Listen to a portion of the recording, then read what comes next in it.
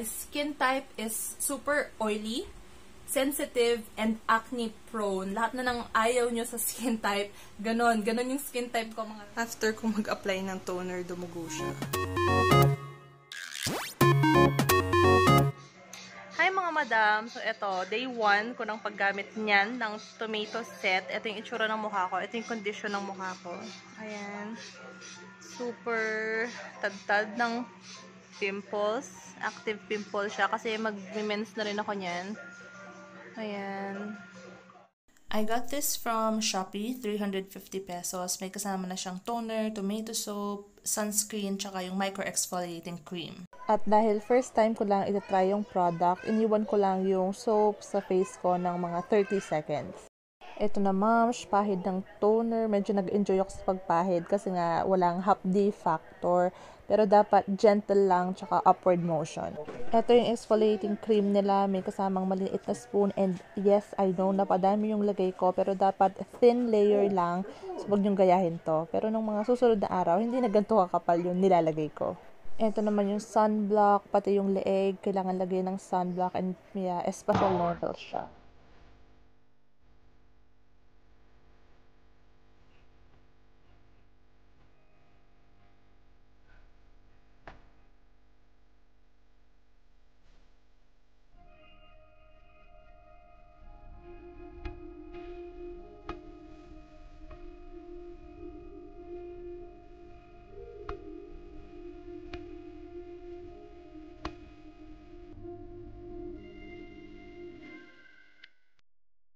This is day 18. Tapos na ako sa tomato set.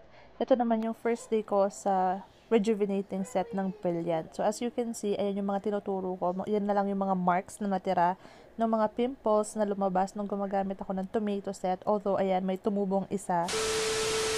Thank you so much for staying, mga madam. Kung umabot ka sa part na to, maraming salamat. And this time, I'm gonna give my honest opinion regarding their product.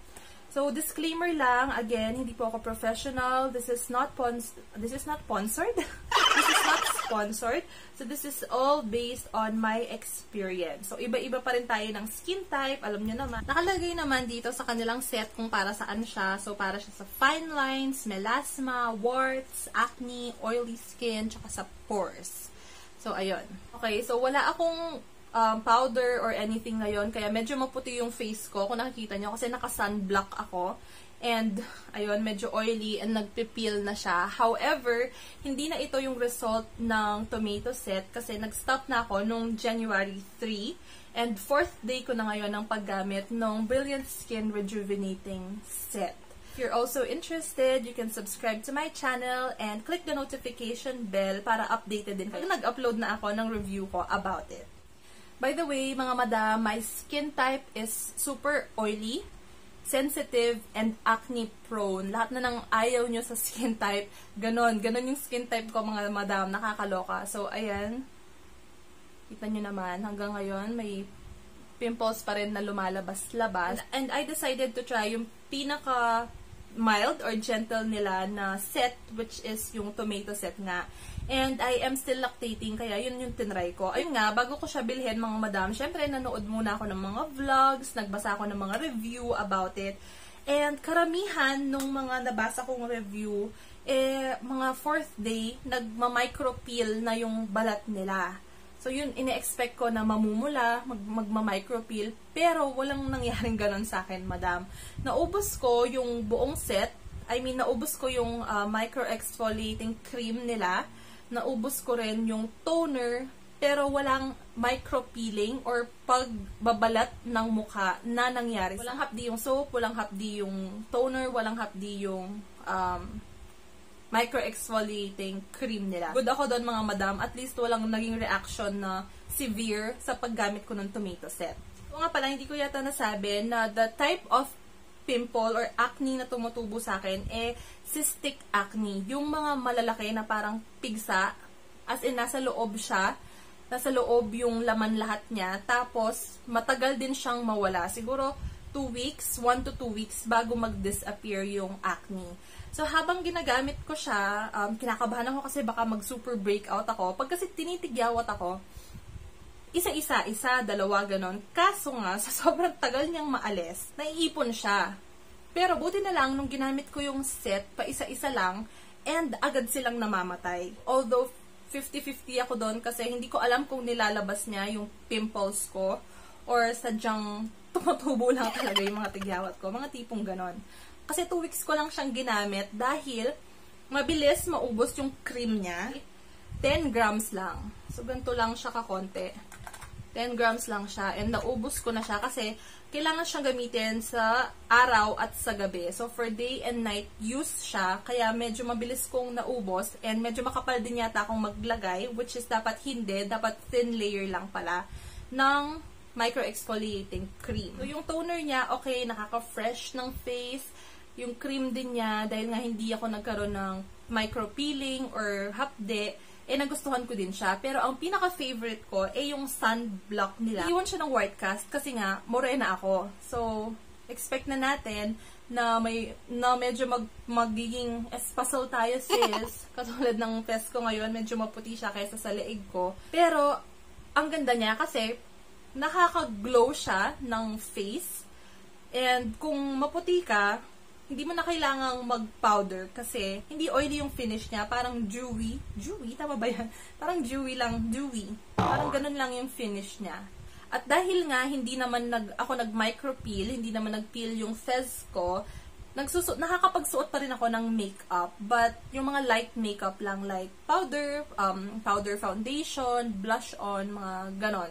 So, hindi ako nagkaroon ng issue kung pwede mong mag-makeup or hindi. Now, for the pros, or yung mga nagustuhan ko sa product, first, super affordable niya. $350. $350 ko siyang nabili. Set na siya. So imagine, set na siya. May soap ka na, may soap ka na, may toner ka na, may cream ka na, tsaka may sunscreen ka na. And, mabilis kang makakahanap ng supplier kasi meron sa Shopee, meron din sa Lazada. Ayaw ko lang sa kanya, yung soap niya, super mag-bleed ng color red. Kasi nga tomato soap, so red siya. Tapos kapag babanlawan mo, mas malakas pa siyang mag-bleed kaysa sa buhok kong blue. So, yun lang naman yung sa soap. Di naman masyadong big deal yon. And, ano pa nga ba? Ayun, nakukontian ako dito sa cream nila. Or baka makapal lang ako maglagay ng cream. Kaya, fault ko din naman siguro yon. Pero overall, masasabi ko na maganda yung product. Very mild lang siya sa akin na super oily at sensitive skin. Hindi ako nagka-mega breakout. Pa isa-isa, oo. Pero nadadry niya din agad. Kung tatanungin ako kung i-recommend ko siya, yes, i-recommend ko siya. Kasi okay naman yung naging effect niya sa akin. Pero again, kanya-kanya tayong hiyang sa mga products. Wala akong ibang product na ginamit while using the tomato set. Kumbaga yung sunscreen makapal talaga akong maglagay ng sunscreen. Kumbaga yun na rin yung nagiging moisturizer sa face. So, ang goal ko talaga, kaya ako nag-try ng mga Brilliant Skin na set is to rejuvenate my face. Kumbaga, i-exfoliate yung face ko. Kaso nga, hindi ako nag-peel, hindi ako nag-micro-peel dun sa tomato set. Kaya, naisip ko na i-level up siya sa rejuvenating set nila. So, ito yung binili ko. 4th day ko na ngayon. One eternity later. Day 4, ayun nga, kagabi, day 3, merong sumulpot na isang tigyawat, pero ayun, may mata na siya agad. And, ayun, nagbabakbak na siya. Kung hindi malalim yung tulog niyo paggabi, medyo makati siya.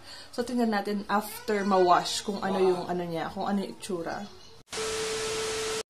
And, babalitaan ko din kayo kung ano yung effect niya sa akin. But if in case hindi mag-work sa akin itong rejuvenating set nila, yung rejuve set nila, I'm sure na babalik ako doon sa tomato set kasi nga okay naman yung effect niya sa akin. Kahit walang peeling, nabibigyan pa rin niya ako ng glow, ng certain glow.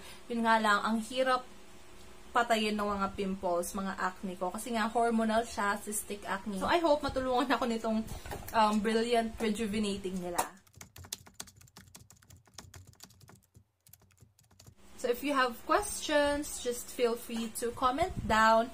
Let me know para masagot ko din. Or if you have your own experience dito sa Brilliant set, just comment down para chikahan tayo. So that's it for this vlog. Thank you so much for watching. Again, my name is Dane. Bye!